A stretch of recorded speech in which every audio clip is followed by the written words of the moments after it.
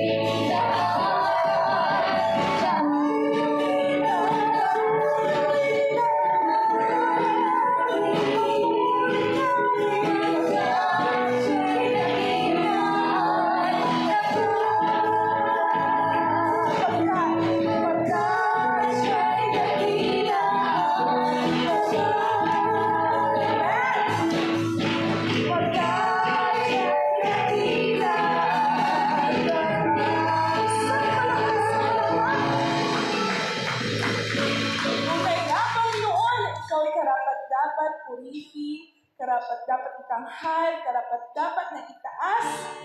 Panginoon, ang iyong mga anak na nagugumapaw sa pag-ibig dahil ikaw ang unang nagturo sa amin kung ano ang pag-ibig, Panginoon.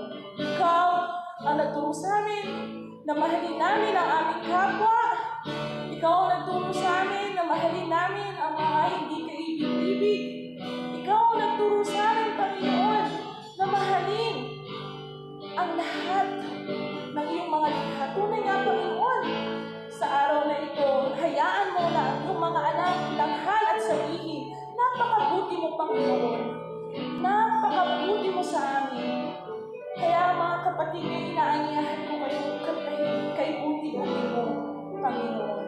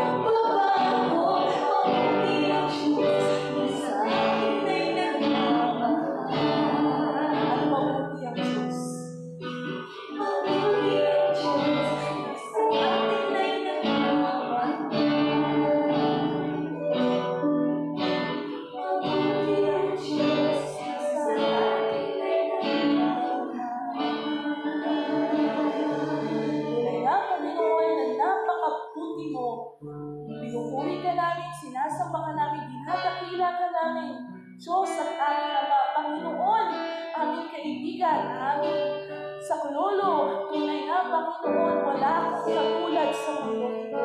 Panginoon, alam namin na kami ay napakarumi, kami ay nakagawa ng napakaraming kasalanan sa iyo, Panginoon. Nakadalasan, iniisip namin ang mga bagay na ito ay tama, ngunit Panginoon, alam namin na dapat ang standards mo ang sinusunod namin. Alam namin na dapat ang turo mo ang sinasapuso namin sa aming isip, kaluluwa at sa aming mga puso, Panginoon. Tunay nga, Panginoon, na iyon ang pagmamahal. Isa sa mga pinakita mo ay ang paggabay mo sa amin sa tamang landas. Panginoon, ngayon din mismo hinihuli namin ang iyong gabay sa aming pakikinig ng mensahe na dadalhin mo sa pamamagitan ng aming pastor. Tunay na, gabayan mo siya, Panginoon. Nawa ang Holy Spirit ang magturo sa Kanya para gayon din sa aming maunawaan at aming maisabuhay ang mga ito. Tunay nga, Panginoon, alam namin na Ikaw ang bahala na sa lahat ng ito. Sa araw ngayon ng mga puso, sa aming pagsaselebrate, nawa maalala namin ang pinakadakilang pag-ibig na dapat namin sineselebrate at yun ay ang iyong Panginoon, ang iyong pag-ibig sa amin. Lord, thank you again for everything na ibinigay mo sa lahat-lahat ng pag-ibig na iyong ibinigay sa amin. Lahat ng ito ay amin ibinabalik na may pinakamataas na papuri at pasasalamat sa nag-iisang Diyos, aming Ama. Sa pangalan ni Jesus. Amen. So, magandang umaga po sa ating lahat. Happy Valentine po. Dahilan kay Yahweh, ako'y magagalak, sa habag sa akin, ako'y ililigtas.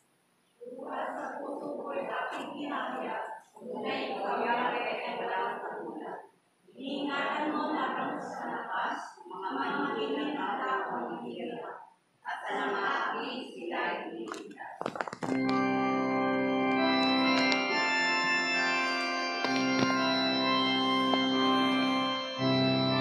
Paglakad alalayan, o amang minamahal, sa landasin kong marawal, nang ako'y di maligaw. Sa pagpapala mo, huwag iwawalay ako. Ang pag-ibig mo'y saklolo sa lahat ng kilos ko.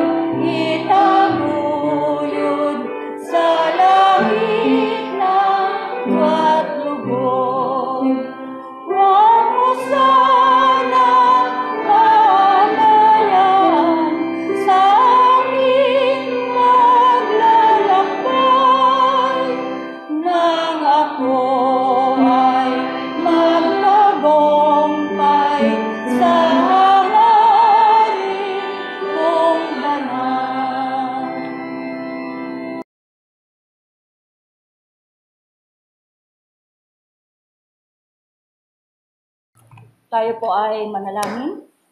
Dakilang Diyos, aming Ama, banal at makapangyarihan sa lahat. Diyos na sumasalahat at nakakaalam ng lahat. Ikaw po yung Diyos na sa umagang ito ay aming sinasamba sa Espiritu at sa katotohanan. Sa pagkatunay na walang ibang Diyos na kagaya po ninyo, na puspos ng pag-ibig at kahabagan sa bawat isa sa amin. Kaya nga po sa umagang ito, O Diyos, isang patunay ng iyong dakilang pag-ibig. Ang kami po ay naririto may hininga at buhay. Purihin ka, Ama, sa umagang ito. Pagpalain mo po ang aming pagsamba. Nawa ang banal mong Espiritu ang siyang lumagay sa aming kalagitnaan. Pagpalain mo rin po ang iyong anak na gagamitin ngayong umaga. Gamitin mo po siyang alulod ng iyong mga pagpapala sa bawat isa sa amin na makikinig. Tunay nga, O Diyos, sa umagang ito nagpapalinis po kami. Patawad kung anuman ang mga nagagawa namin kasalanan laban sa iyong banal na kalooban. Tunay nga, O Diyos, sa umagang ito lahat ng kapurihan, lahat ng pagluwalhati ay sa inyo lamang namin iniuukol sa tanging pangalan ni Jesus. Amen. Panginoon, minamahal kita, paglilingkuran ka habang nabubuhay. Dumagsaman ang mga pagsubok, alam kong ikaw sa aking susubaybay. Kaya ako'y susunod sa iyo upang ipalaran ang iyong salita. Buhay ko may aking iaalay bilang ganti sa iyo, Panginoong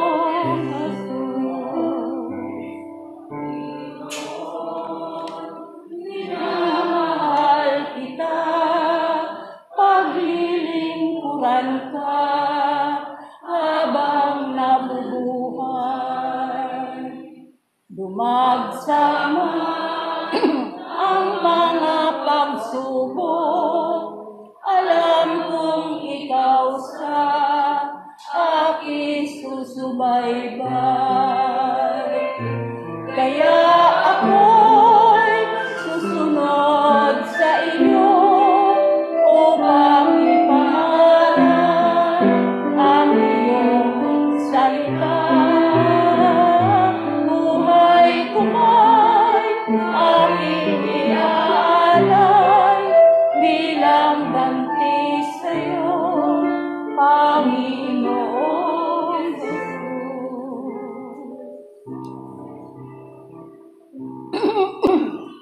Para po sa ating pagbasang tugunan, ang tunay na pag-ibig na masusumpungan po natin sa unang Korinto chapter 13. Kung ako'y magsalita ng mga wika ng mga tao at mga anghel, datapwat wala akong pag-ibig, ay ako'y naging tanso na tumutunog o batingaw na umaalingaw-ngaw. At kung magkaroon ako ng kaloob na pagmumula, at lahat mo lahat ng mga hiwaga, at ang lahat ng mga kaalam. At kung magkaroon ako ng buong pananampalataya, na anupat mapalipat ko ang mga bundok, datapwat wala akong pag-ibig, ay wala akong kabuluhan. At kung ipagsalot ko ang lahat ng aking pinananginig upang ipakain sa mga lupa, at kung ibigay ko ang aking katawan upang suluin, datapwat wala akong pag-ibig, ay wala akong pakikinabangin sa akin.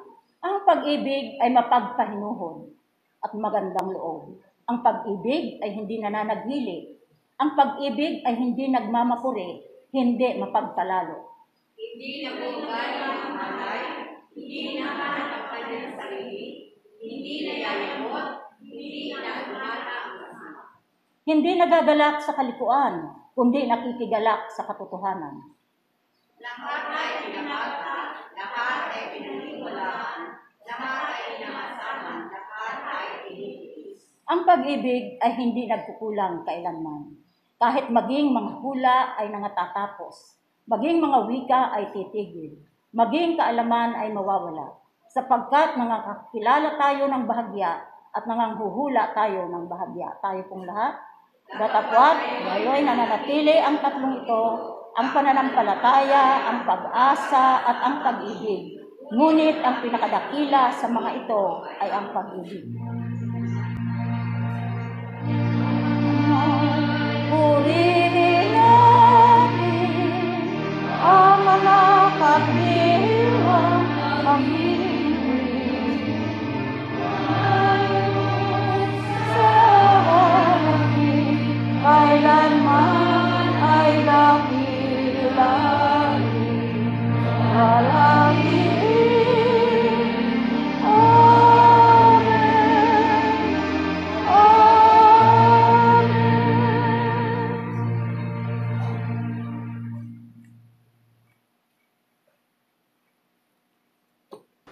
Sama-sama po tayong manalangin. Dakila at mapagpalang Diyos, maraming salamat sa iyong kabutihan, sa iyong pag-ibig na patuloy na pinadadama sa bawat isa sa amin. Salamat po sa buhay at kalakasan na taglay ng bawat isa. Taglay po namin ng kalusugan na nagmumula sa iyo. Salamat sa mga kagalingan, sa mga karamdaman, kapayapaan sa kabila ng mga pagsubok sa buhay. Pagtugon sa mga tiyakang pangailangan. Karapat dapat kang purihin at pasalamatan sapagkat ikaw ay tunay na napakadakila at mabuting Diyos. Karapat dapat na itaas ka sa aming kalagitnaan. Pinupuri ka namin, sinasamba ka namin, pinasasalamatan ka namin. Tunay na iyong kabutihan ay dama ng bawat isa sa amin. Salamat, Panginoon, hindi lamang sa buhay pisikal, maging sa buhay spiritual na kaloob mo sa bawat isa sa amin. Sa patuloy na kaugnayan po namin sa iyo bilang mga anak mo at mananampalataya sa iyo. Na kaya lamang kami nakatatayo, kaya lamang kami nakakapagpatuloy. Dahil sa biyaya na nagmumula sa iyo, Panginoon. Salamat, Panginoon. At sa umagang ito, O Diyos, ang bawat bahagi po ng aming gawain, sa iyo po namin itinatalaga. Maging mga salita mo na aming pagbubulay-bulayan, ikaw, Panginoon, ang mangusap sa bawat isa sa amin. Sangkapan mo ng kapangyarihan ang bawat isa sa amin, lalo na ang lingkod na gagamitin. Loobin mo, Panginoon, na ito'y maglago sa aming mga puso, makakilos sa aming mga pag-araw-araw na pamumuhay. At tunay na gumawa ito sa aming lipunang ginagalawan. Bawat bahagi ng gawain ng iglesia ito, Panginoon, alam po namin na iyong pinagpapala mula sa kanyang pamunuan hanggang sa kanyang mga gawain. Mula sa kanyang inang iglesia hanggang sa kanyang mga anak na iglesia. Alam po namin na ginagamit mo ang daluyan na pagpapala ng iyong mga anak, mga lingkod na inasign mo sa iba't ibang mga lugar. Mula po sa Batangas hanggang San Pedro, gayon din, Panginoon, sa aming mga kapatiran at manggawa sa Kanlubang. Salamat, Panginoon, sa mga lalaki at babae, tinitindig mo sa kanilang mga lugar na ginagamit mo po sila na pagpapala sa kanilang komunidad. Ang St. Joseph, Villarosa, ngayon din, Panginoon, ang Santo Tomas. Ang Mahada, ang Palo Alto, ang Kanlubang mismo, Panginoon. Ang kapaligiran po ng bayanan, ang mga misyon, mga discipleship, mga Bible study, Sunday school, lahat, Panginoon, ng kaparaanan na may papahayag ng iyong salita, mga gawain nagbibigay ng karangalan sa iyo, katatagan sa buhay pananampalataya. Patuloy mong gamitin na mayroong kapangyarihan ng bawat tagapanguna. At naway mawala po sa amin ang anumang pangmagod, kundi magpatuloy kami mayroong alab sa aming mga puso sa paglilingkod sa iyo, sa iglesia, at maging sa aming komunidad. Salamat, Panginoon, sa mga bagong mananampalataya. Ang iba ay kasama po namin ngayon. Mga Panginoon, ay mangusap ka sa bawat isa sa kanila. At naway gamitin mong pagpapala, Panginoon, ng mga salita, ng aming mga buhay, upang lalo pa silang maakit na maglingkod sa iyo. Salamat o Diyos sa iyong kabutihan, sa iyong pagpapala sa bawat isa sa amin. Aming dalangin, magkaroon ng patuloy na kalayaan na may pahayag ng mga salita. Kalayaan na makapaglingkod sa iyo at madagdagan pa ang bilang ang pwedeng manambahan sa iyo sa Espiritu at sa katotohanan. Kami pang umaasa na umagang ito, ang buong maghapong ito, ang tunay na magagamit na mabisang paraan at daluyan kami ng iyong pagpapala para sa mga tao amin nakakaharap, nakakausap, nakakasalumuha para sa iyong kapurihan. Binabalik po namin sa iyo, Panginoon, ang tunay na pagtitiwala, lalo na sa mga anak mo na mayroong mga karamdaman. Alam po namin na sila ay kilala mo sa kanilang pangalan, mga nagkaroon ng mga mabibigat at pagsubok sa handang buhay. Alam po namin, Panginoon, ginagamit mo sila sa mga pagamutan, sila man, Panginoon, ay nagiging daluyan ng iyong pagpapala. Sa iyo ang kapurihan karangalan para sa bawat anak mo na patuloy na nagpupuri sa iyong dakilang pangalan. Sa pangalan ng aming Panginoon Jesus, ito po ang aming dalangin. Amen.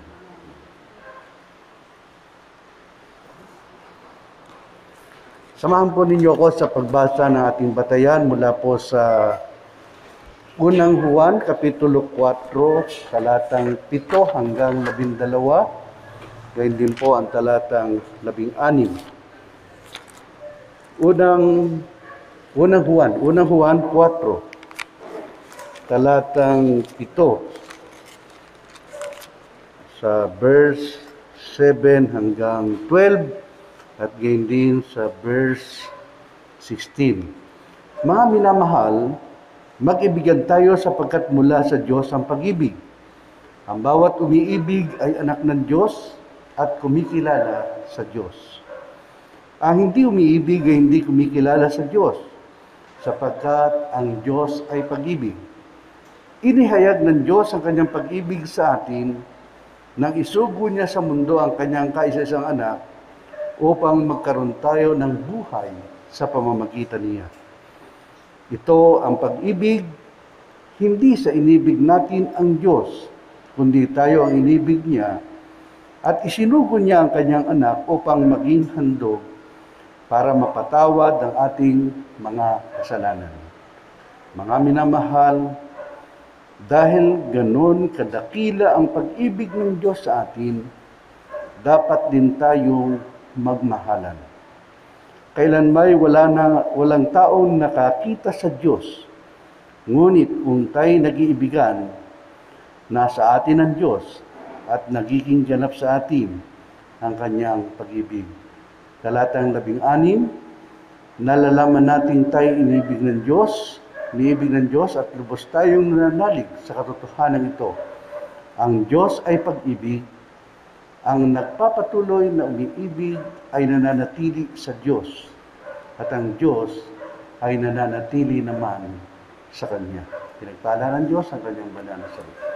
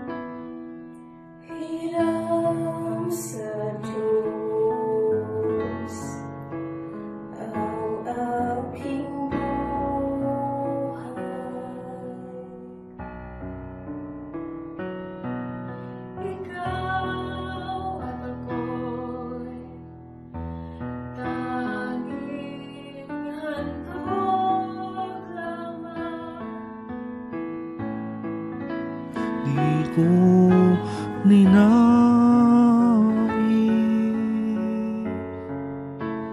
na ako'y isilang.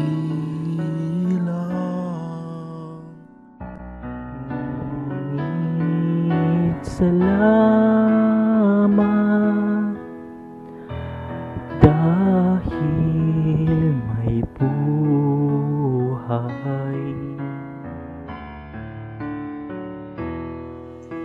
Ligaya ko na ako'y isilang.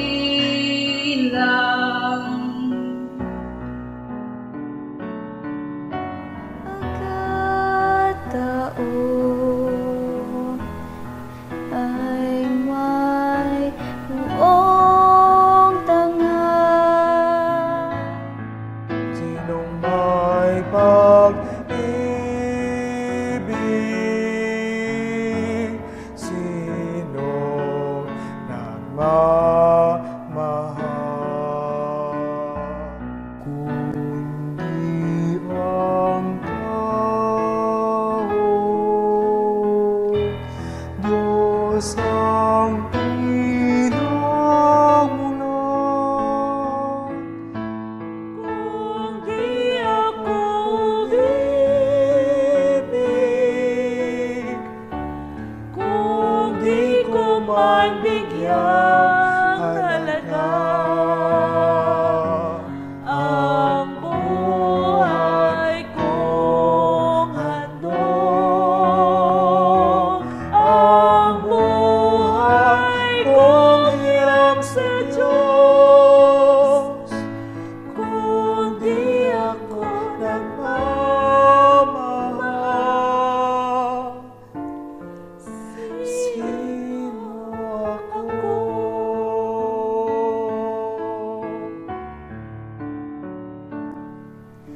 Ligaya ko nang ako'y isilang.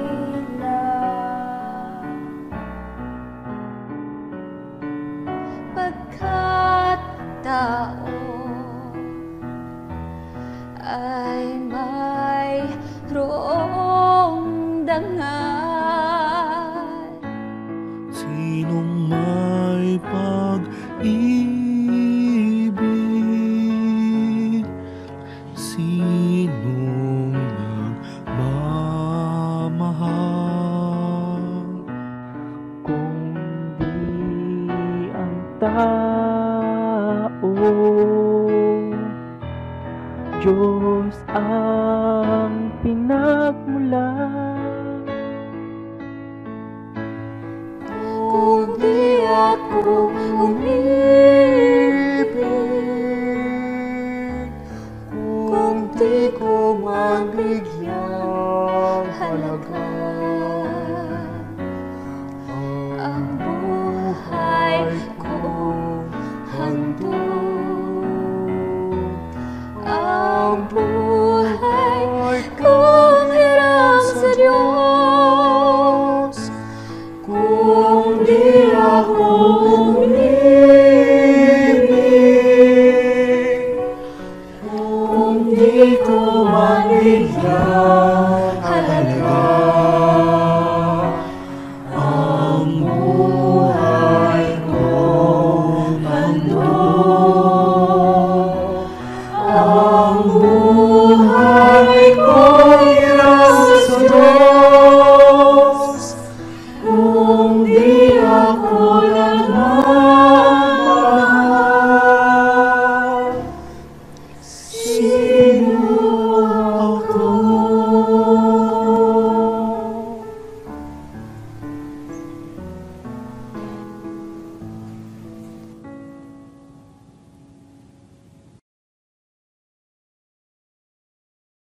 Awitin po ay nagtatanong sa bandang huli, sino ako? Ewan ko sa inyo.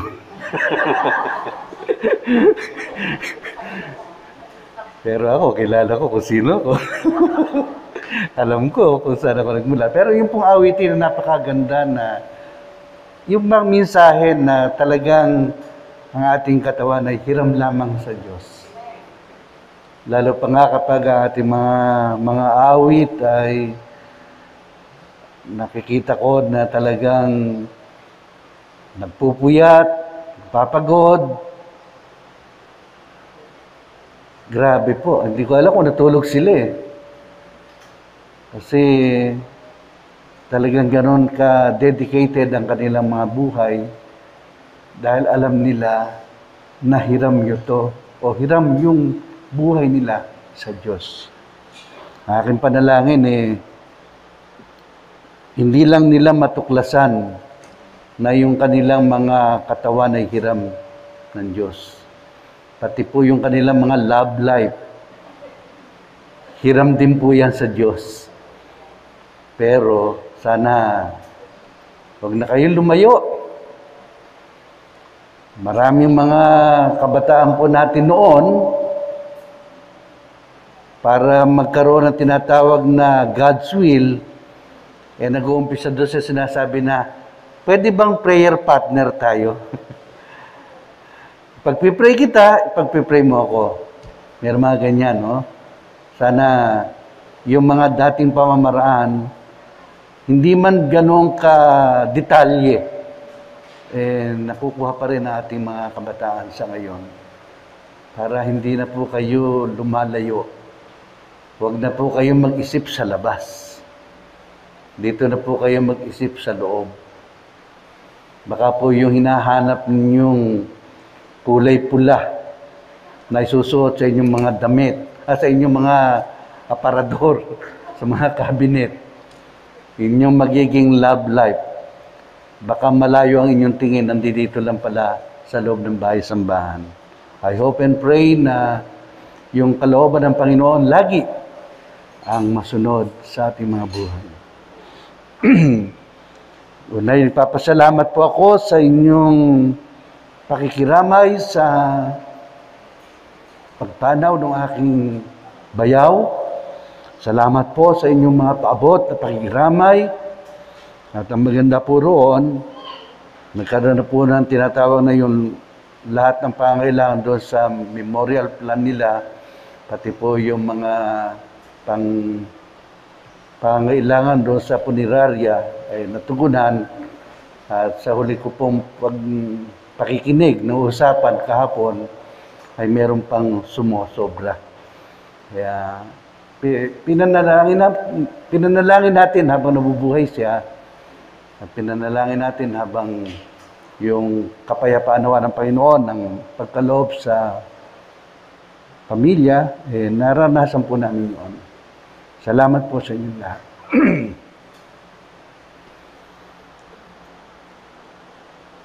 Yung classmate ko po ng 1976 pa, nag-forward ng message. Hindi ko alam kung nabasa niyo yun. Kasi mukhang sa Facebook eh. Meron isang lalaki na ang edad ay mahigit ng 85 to be exact. At doon sa picture na ipinakita, hawak-hawak niya yung kanyang, meron siyang ka-holding hands na isang matanda ring babae na hindi rin malayo ang edad sa kaniya. Siguro mga 84 o 83 ang edad. At sila'y naglalakad, at sa kanilang paglakad ay kitang-kita mo na yung 85 years old na lalaki ay hindi binibitawan yung kanyang kasamang babaeng may edad na rin.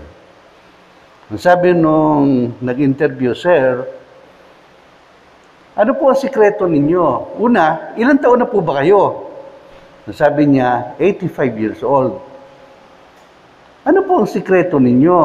Bakit po sa edad niyo yan ay parang ipinapadama ninyo ang inyong pagmamahal?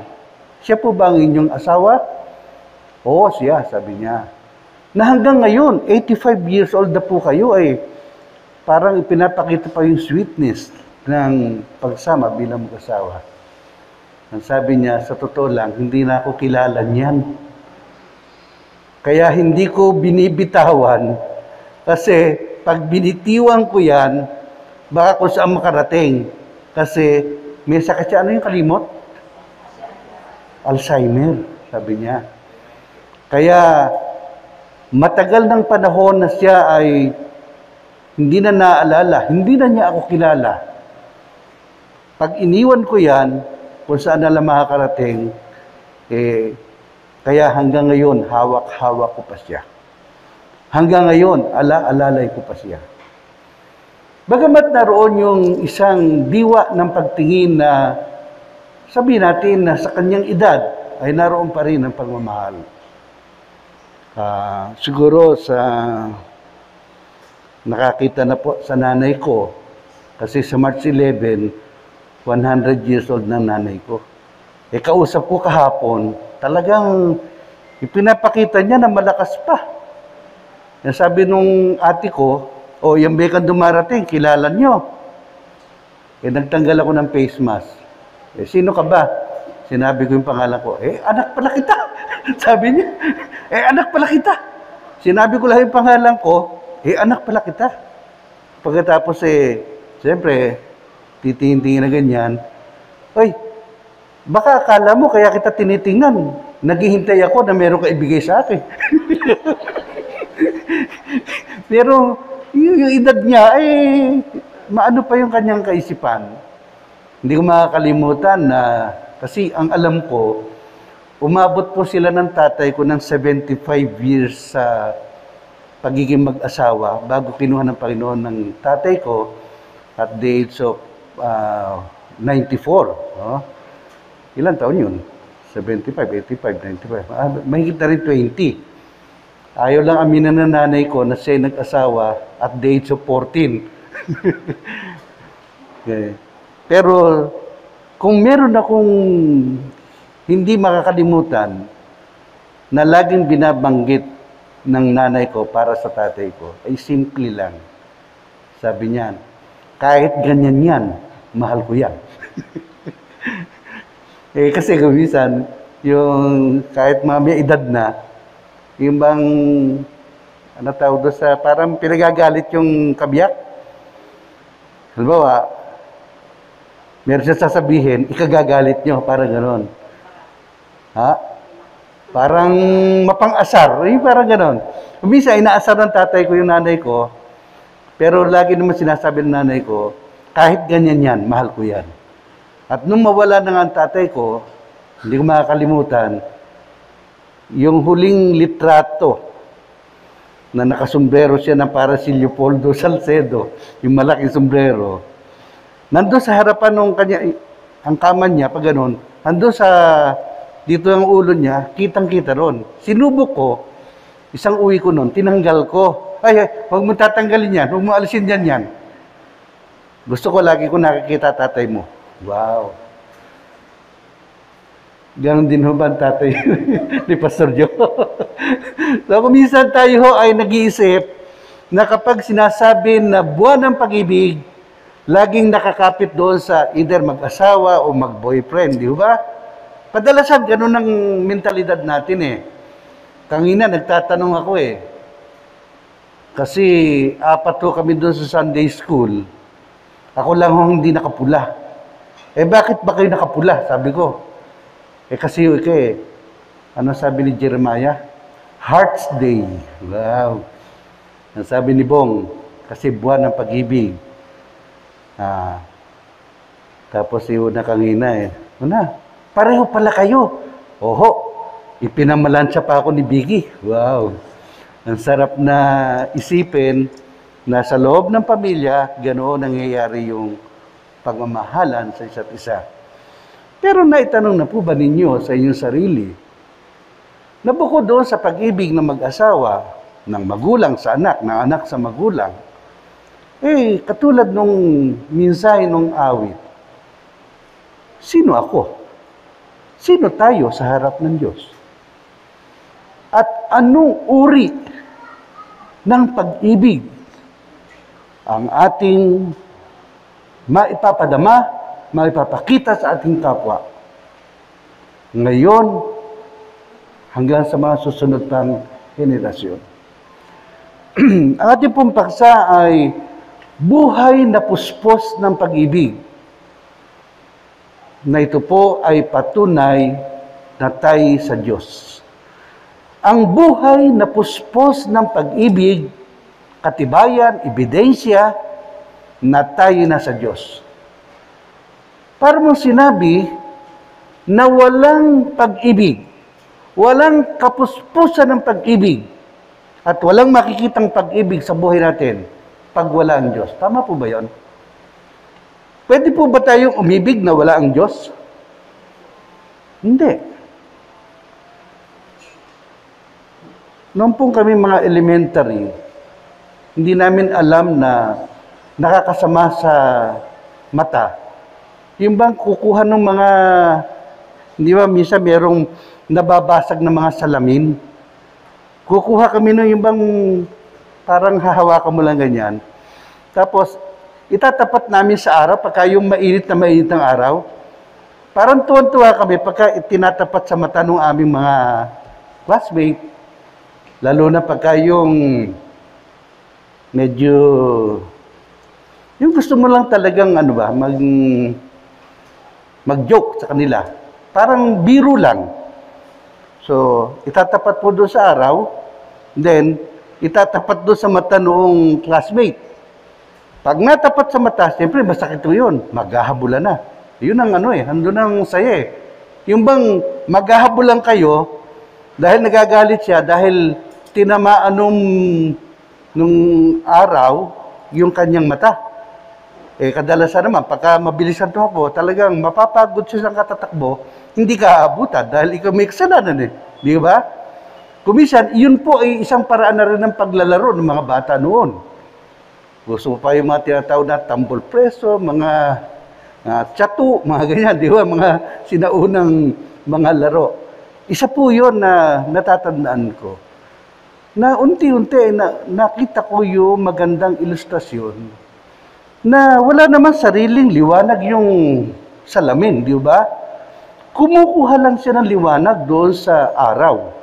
Na kaya nasasaktan yung mata ng aking classmate dahil pag itinapat ko po sa araw yon, pag iniharap ko doon sa mata ng aking classmate, parang direkta na siyang tumingin doon sa sikat ng araw.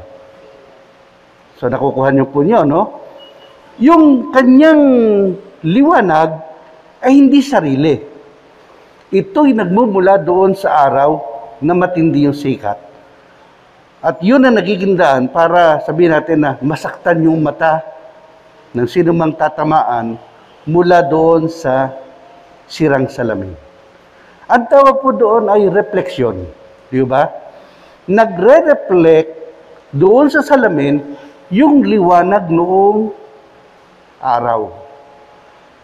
Na kung ating titingnan, parang ganoon ang ipinapaunawa ng ating talataan mula sa unang Juan 4, talatang 7 hanggang 12. Na yung pag-ibig ng Diyos na ipinadama sa bawat isa sa atin ay siyang nagiging daan upang tayo, una, umibig sa Kanya bilang Diyos.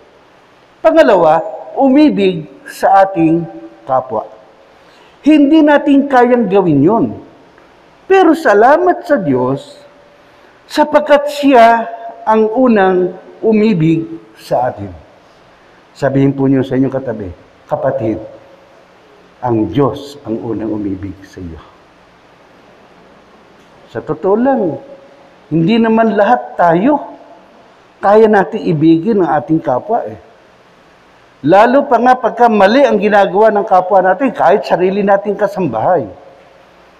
Kaya sa loob ng pamilya, nagkakapikunan, alam niyo kung bakit? Nagkukulang ng pag-ibig. O baka talagang hindi pa dama ang pag-ibig ng Diyos sa kanila. Pero mabuti ang Diyos, sapagkat sa kanyang mga salita, pinatunayan niya ang kanyang pag-ibig sa bawat isa. Memorize ninyo. Pwede ba? Yung Juan 3:16. Sabay-sabay. Sapagkat gayon na lamang ang pag-ibig ng Diyos sa sanglibutan, ibinigay niya ang kanyang bugtong na anak upang ang sino man sa kanya'y sumampalataya, anong kasunod? huwag mapahamak, kundi magkaroon ng buhay na walang hanggan. Pansinin, sino ang mayroong anak? Hindi tayo. Ang Diyos. Kaisa-isa, bugtong, nag-iisa, wala siyang ibang anak na pwede ibigay. Pero dahilan doon sa nakita niyang pangangailangan ng bawat isa sa atin, memorize natin yung Roma 5:8. Ipinagtatagubili ng Diyos ang kanyang pag-ibig sa atin na nang tayo mga makasalanan pa, si Kristo ay namatay para sa atin. So, ang unang bahagi po ng ating pagbubulay, doon sa buhay na puspos ng pag-ibig, una, makikita po natin na ang pag-ibig ay nagmumula sa Diyos. Ang pag-ibig ng Diyos na sumasagana sa tao, yun po ang importanteng makita natin. Na noong pa mang una, ay nakita na ng Diyos ang pangangailangan ng tao sa pag-ibig niya. Walang sino mang makakaibig na katulad ng pag-ibig ng Diyos na kanyang ibibigay ang kanyang bugtong na anak, ang kaisa-isang anak, upang mamatay, literal, pisikal, para lamang sa bawat isang makasalanan. Nang tayo'y mga makasalanan pa, si Kristo'y namatay para sa atin. So, ang pag-ibig ng Diyos ay hindi nakadepende sa pag-ibig natin. Tama? Ang pag-ibig ng Diyos ay nakadepende sa kanyang pagtingin na tayo mga makasalanan na nangangailangan mahango doon sa kasalanan. Merong mga pangkaraniwang ilustrasyon na narinig tayo. Alam nyo, ang mga kanal sa parting probinsya, halimbawa sa parting Quezon, pag kayo nagpunta sa Lukban, ang kanilang kanal, yung pinaka-drainage system nila, pwede po kayong kumuha ng tubig at ipaligo. Actually, kung hindi ka maselan, pwede kang kumuha ng tubig at uminom. Bakit? Galing po yun sa bundok eh. Actually, mineral water po yun. Parting Tayabas, ganun din. Bahagi ng Louisiana, ganun din. Dito sa Candelaria, medyo medyo hindi na ganun kalinis. Pero meron pa rin parte sa Candelaria at sa Sariaya na malinis pa rin yung tubig na dumadaloy sa kanal. Sa Metro Manila, pag sinabing kanal, drainage system, marumi po yun. Di ba? Dati, ang mga kanal open. Ang sabi, ang mga kanal kasi malalaki, di ba? Minsan, lalo pa kayo mga open kanal, talaga namang siguro 2 tao po pwedeng sabay maligo. Meron mga ganong drainage system. Ang sabi, pagka raw ang pusa, naglalakad sa gilid noong kanal, at yan nag-slide, halimbawa, 2 paa natapak doon sa pusali. Ano ang unang gagawin ng pusa? Agad na pupunta doon sa kanyang pinanggalingan. Ipapagpag niya yung kanyang paa na nagkaroon ng putik. Medyo marami, no? Pero dinidilaan yung kanyang paa, pati yung buntot. Yung pusali, nalilinis. Pero, kung meron kayong makitang naglalakad na baboy at natapak yung 2 paa doon sa pusali, yung 2 paa niya isusunod pa. At masisihan pa yan na medyo magpapagulong-gulong doon sa pusali, di ba? Doon sa maruming tubig. Bakit? Ang sabi nga po, ang baboy daw, paliguan mo man, isyampo mo man, lagyan mo man ng mga pabango yan, isama mo man sa iyong kwarto. Basta nakalabas yan, hahanapin niya yung putikan. Isang larawan, nagpapakita sa atin ng tao na naroon sa ganung kalagayan dahil sa pag-ibig ng Diyos. Nung panahong tayo ay mga makasalanan pa, ang sabi, si Kristo ay namatay para sa atin. Ganun ang pag-ibig ng Diyos. Ang sabi nga doon sa panahon na nakikipag-usap ang Panginoon sa mga Pariseo dahil sa pangyayari na si Sakeo ay, di ba, nakisalo siya kay Sakeo na isang maniningil ng buwis. Dumating na sa taong ito, sa sambahayang ito, ang paghahari o ang kaligtasan mula sa Panginoon. Sapagkat, ang sabi, ang anak ng tao, 19:10 ng Lucas, ay naparito upang hanapin at iligtas ang nawala. Hindi naparito ang Panginoon para sa mga banal. Hindi naparito ang Panginoon para sa mga matutuwid. Naparito ang Panginoon para sa mga makasalanan. Tayo po ay may kanya-kanyang antas ng kasalanang naisip, nasalita at nagagawa. Tama po ba? Makakaiba yung antas. Yung iba, sabi nga bulaklak ng dila yung PTI hindi ba? Yung iba, hindi mo lang masabi yung P. Kasi ang kasanayan, lumalaki ang bata na para bang normal yung pagmumura. Pero mayroong mga bata na hindi sila sanay magmura. Kaya pag sila'y lumaki, napakamahal po yung pagmumura. Ang sabi nga ng iba, lalo raw ngayong buwan ng Pebrero, lahat ay nagsasabing mahal. Tama po ba yun? Lalong-lalo na raw po. Hindi lang pala pantao Ang salita palang mahal, hindi lang pantao. Kasi sabi, mahal ng baboy. Wala pang mabili. Mahal ang gulay. Mahal ang manok. Kaya ang pagmamahal ngayon, kadalasan, ikinakapit na rin sa mga produktong nabibili. Pero pag pinag-usapan natin ang pag-ibig ng Diyos, particular po doon sa talatang 7 at 8 ng ating batayan, ang sabi po ay ganito, mga minamahal, mag-ibigan tayo sapagkat mula sa Diyos ang pag-ibig. Ang bawat umiibig ay anak ng Diyos at kumikilala sa Diyos. Ang hindi umiibig ay hindi kumikilala sa Diyos sapagkat ang Diyos ay pag-ibig. So, habang tinitingnan po natin ang pagmamahal ng Diyos, lalo nating nakikita na tayo pala ay walang kakayanang umibig kung hindi sa pag-ibig ng Diyos. Kaya ang marapat palang gawin, ang bawat tao ay magkaroon ng isang relasyon o kaugnayan sa ating Panginoon.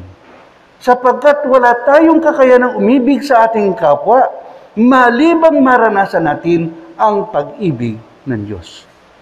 At dahil sa kanyang pag-ibig, ibinigay niya ang kanyang bugtong na anak upang siyang maging kabayaran para sa ating mga kasalanan.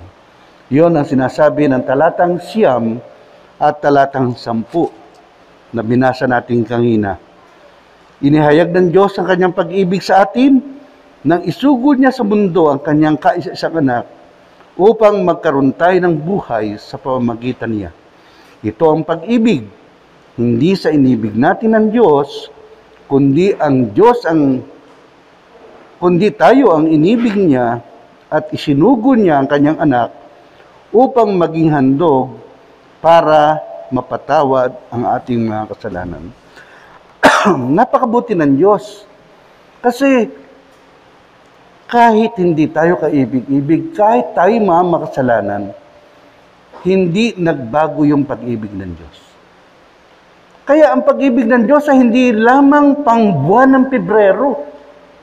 Ang pag-ibig ng Diyos ay mananatili sapagkat ang kanyang ibinigay na anak ay para sa atin. Sabi nga, once and for all. Yung pagkakaloob ng kanyang bugtong na anak ay naging kabayaran sa lahat ng bigat ng ating mga kasalanan. Dahil dito, kung tayo ay napupuspos ng pag-ibig ng ating Diyos, hindi ito maikakaila, hindi ito maikukubli, hindi ito maitatago. Siguradong magre-reflect ito sa ating buhay. Siyasatin natin ating sarili. Tingnan po natin ang ating mga ginagawa. Parang tayo ay nakaharap sa salamin.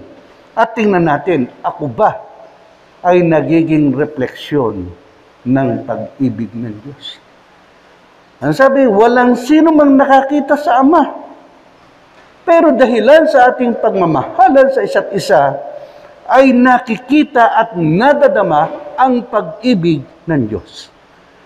Kung tayo napupuspos ang kanyang pag-ibig, kung ang pag-ibig ng Diyos ang nananatili sa ating mga buhay, iyon ay siguradong makikita sa bawat isa sa atin.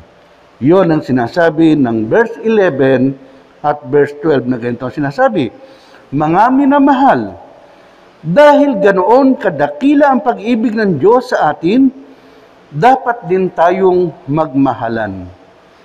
Kailan may walang taong nakakita sa Diyos. Ngunit kung tayo nag-iibigan, nasa atin ang Diyos at nagiging ganap sa atin ang kanyang pag-ibig. Kung tayo ang tatanungin, at ang Diyos ang nagtatanong sa bawat isa sa atin, nakahanda ba tayong maging refleksyon ng kanyang pag-ibig? Kaya ba nating ipakita at ipadama sa ating kapwa yung tunay na pag-ibig na nagmumula sa Panginoon? Na yung pag-ibig na yun ay mayroong sakripisyo. Dahil sa panig ng ating Panginoon, malaking sakripisyo na yung kanyang bugtong na anak ibigay para sa atin. Masakit man tanggapin ng ama ay ibibigay ang anak para mamatay sa mga taong makasalanan.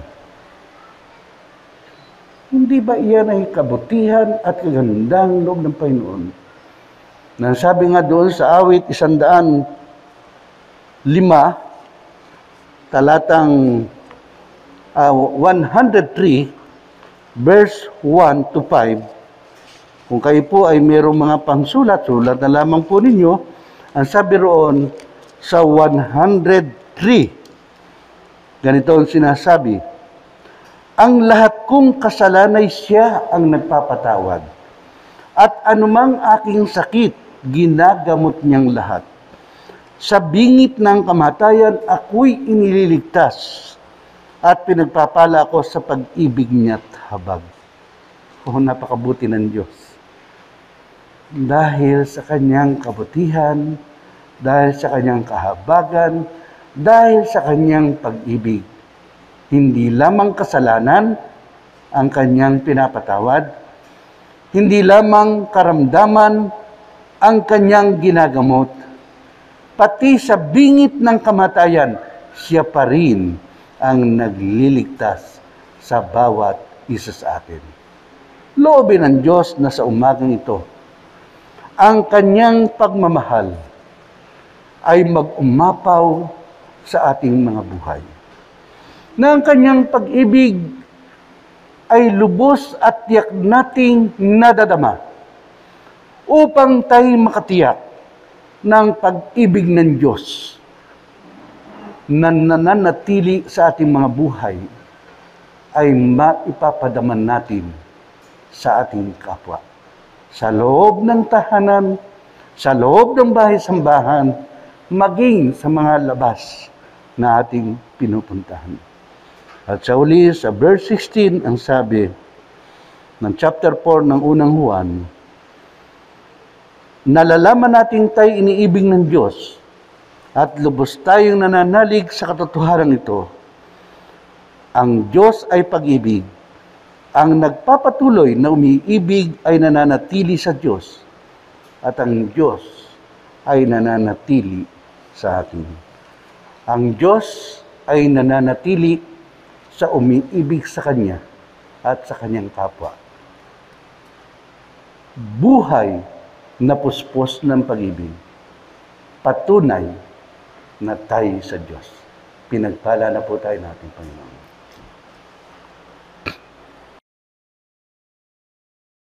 Patuloy, Panginoon, ang aming pagpupuri, pagpapasalamat sa iyong pinadamang pag-ibig sa bawat isa sa amin. Salamat sa buhay at kalakasan at taglay ng bawat isa. Mga tanging pagpapasalamat na dinadala ng iyong mga anak, tanggapin mo po ito para sa iyong kapurihan. Mga anak mo na pinagaling sa mga karamdaman, salamat po, Panginoon. Ikaw po nakakakilala sa kanila, kanilang mga pangalan. Patuloy mong katagpuin ang pangangailangan ng mga may kahilingan. Patuloy na madama nila ang iyong kalakasan, ang iyong pagpapalang buhay at kabuhayan. Nalam po namin na ikaw ang pinagmumulan ng lahat ng bagay. Sila, Panginoon, na mayroong mga taglay pang karamdaman. Ikaw, Panginoon, na nakakakilala sa kanila. Loobin mo, Panginoon, na sa pagkakataong ito, ipadama mo ang iyong pag-ibig, ang iyong pagmamalasakit, ang iyong kagalingan. Salamat, Panginoon, sapagkat alam po namin na tunay na mabuti ka sa kanila. Salamat, O Diyos, sapagkat sa umagang ito, ang iba ay sumapit sa karawan ng kalampagsilang. Hindi lamang dagdag na taon ang ipagkaloob mo sa kanila, kundi yung buhay na nakatalaga sa iyo ang kanilang maranasan. Sila, Panginoon, na pinasapit mo sa anibersaryo ng kanilang kasal. Ikaw, Panginoon, na maging sentro ng kanilang pagmamahalan. Ikaw ang sentro ng kanilang sambahayan. Ang pag-ibig mo ang maghari sa kanilang tahanan. At ipagkaloob mo sa bawat isa sa kanila, Panginoon, ang nasa ng kanilang puso, lalo na yung mga bagay na ayon sa iyong banal na kalooban. Patanggap mo ang iyong mayamang basbas sa bawat isa, gamitin mo ang iyong lingkod. Mga magulang, mga kapatid, pagpalain nawa kayo ng Panginoon at kayo ingatan. Paliwanagin ng Diyos ang kanyang mukha sa inyo at mahabag sa inyo. Ilingap nawa ng Panginoon ang kanyang mukha sa inyo at bigyan kayo ng kapayapaan. Ngayon habang kayo nabubuhay. Amen at amen.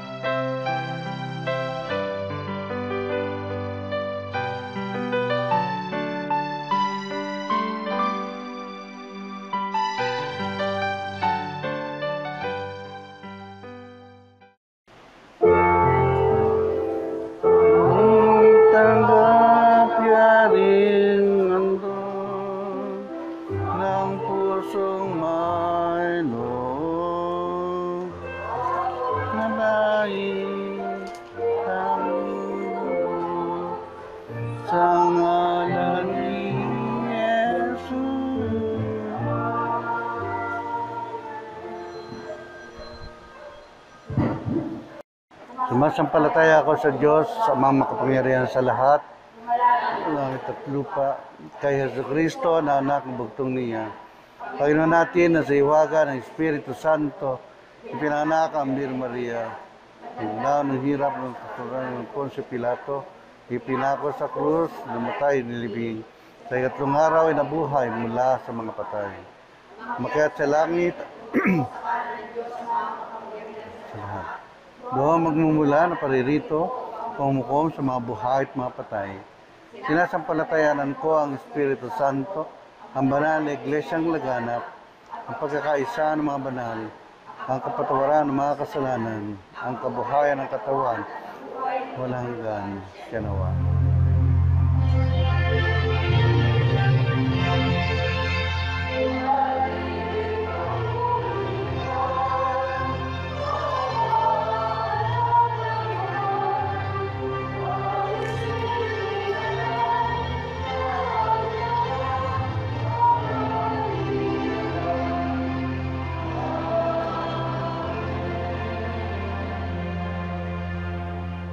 Sa aking mga kamanggagawa, mga magulang, mga kapatid, pinagtatagubilin ko po kayo sa mapagpalang kamay ng ating Diyos Ama sa langit.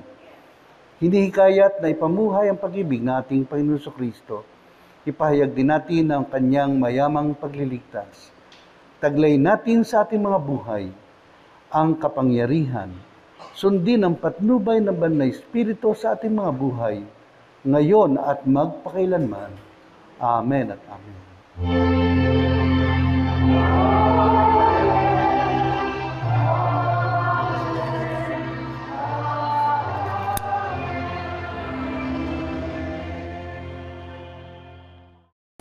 Okay, magandang umaga po sa inyo lahat. Happy Hearts Day po. Sana po mag-enjoy tayo sa araw nito, sa araw ng pag-ibig. Okay, ngayon po, ano po tayo ngayon? Live selling. So, labaw na tayo naman po, nagusto po ngayon ang live selling. No, marami po ako ditong items. Marami ba ito, Ate Arlen? So, ganito po, ang ating live selling. Live selling. Ang first minor po, sa kanya po mapupunta yung items na ito daw po yung unang item na matatanggap ng first minor, ha? Sisigaw po kayo ng mine. Yan, kung sanay po kayo sa live selling na ganyan, sisigaw kayo ng mine. Ang unang mga mine, siya po ang magbabagyo nito heart. Pero kailangan, dadalhin niyo po yung sasabihin ko sa inyo dito sa harapan. Naintindihan po? Okay, una po, ang code natin ay Ninang. So ito po Ninang na maalalahanin at malalapitan sa oras ng pangangailangan. Ang una po mag-mine at magdala dito ng Ninang na yun, siya po ang mananalo ng ating prize na heart.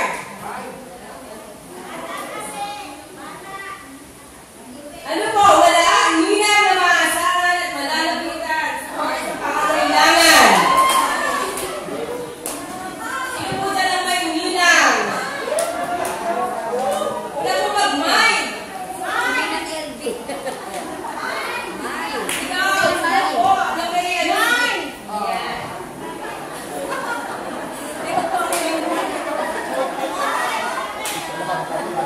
Second naman po, ang second item code natin, asawa. Ay po yung asawa, hindi ka ipagpapalit dahil alam mo, mahal na mahal ka. Asawa niya, ang lahat para masaya ka. Sigaw po ng mine.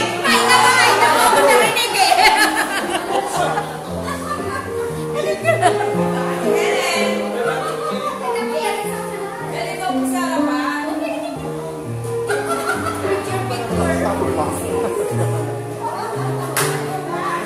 Sigaw po, please.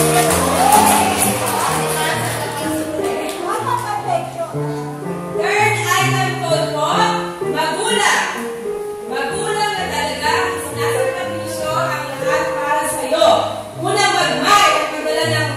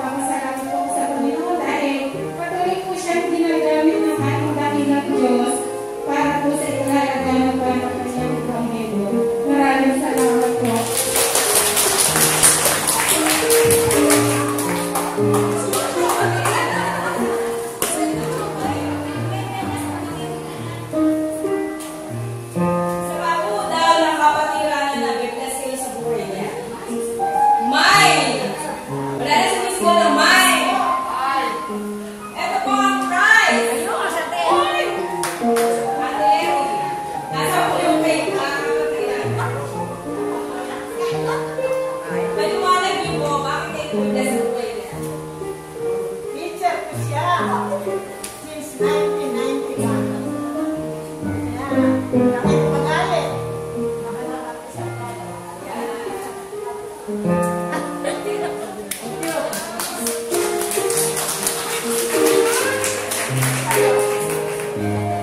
O, yan po. So, ang ibig sabihin po ng pag-ibig ay hindi lang po sa mag-asawa, sa mag-girlfriend. In general po, ang pag-ibig ay para sa lahat. At higit sa lahat, ang ating Diyos na nagmamahal sa atin. Salamat po. So,